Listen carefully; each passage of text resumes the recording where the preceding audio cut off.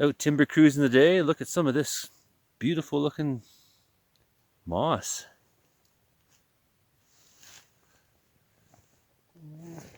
It just glows too.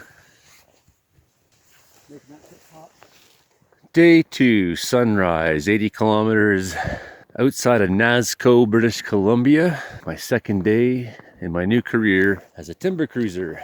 It's amazingly quiet here. I don't hear a bird all day. I haven't heard a crow, not a peep in the forest. You can tell by how this is all compressed down that there's been moose hanging out here. I've seen signs of caribou, moose, and deer, and bear. And I love the mossy carpets of these forests. Unless I'm mistaken, this is the poo of the elusive caribou. It's not the first pile I've seen in here. Wouldn't it be cool if I could see a caribou? I mean, one that's not in wells where I see them all the time.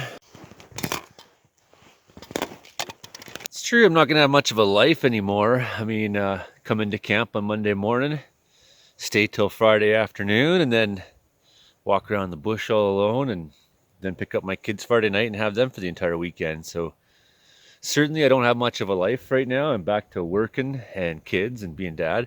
The thing about that is that that's why making YouTube videos is my hobby. Thing is, I love planet Earth. And if I can get paid okay and get some benefits to spend my day walking around alone, thinking to myself and just listening to the peace here, I don't mind the quiet at all. But even when you look at this forest, I mean, it's only about 30% or less that's alive. It's about 80% pine, maybe 95 even, I should say. A very few spruce. I mean, they're here.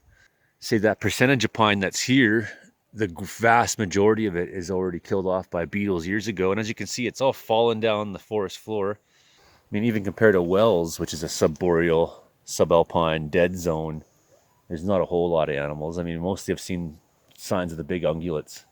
In a lot of ways, this is a lot like home, except we don't have the lodge poles. We just have regular pines mostly. So, but pine and spruce, we're at 1,400 meters here, pretty high up. So feels like home a little bit.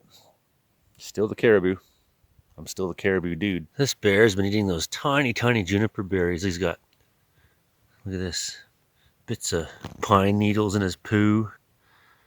Pretty sorry diet to end the year. Poor guy. Right here I have a very strange hole in the ground. This is kind of a swampy area, but you don't really see the water. It's under the table, and just here's this one spot where it kind of... And here's a couple more of these watery depressions. I think that's so cool. This stump here, this tree that fell over in this sort of wet lower area, that might give you a bit of an idea as to how possibly these holes formed. Probably the wells of old trees. So here's exactly what I was talking about. Here we have a tree that fell over, its roots ripped up. Now there's a bit of a hole in the ground there. The water table's very high here. It's kind of a swampy area. So the water is either filled in from above or below. Eventually this root mass will rot, the gravel will fall back, make a nice little, perfect little gravelly hole like we see in the other one. Some of the amazing things nature just does by itself. Now you see, how do these holes form? Magic! Some more of these tree holes here, and these spots where nothing stands anymore, not even a hint that there was ever a tree here that rotted down. Although you can kind of tell by how thick and lush some of this ground is here that it's had a giant tree rot into it in the past. In other news, the superstorm weather may finally, late Tuesday, be making some impact in the caribou.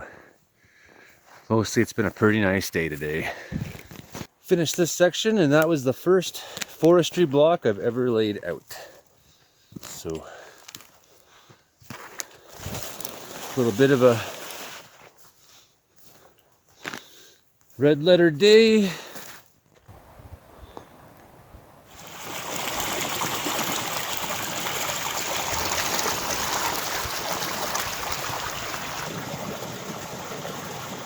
There's smoke in the distance.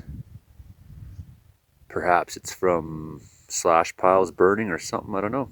It's a lot of smoke, more than I would expect to see in this damp, cold weather. But then again, it's pretty windy.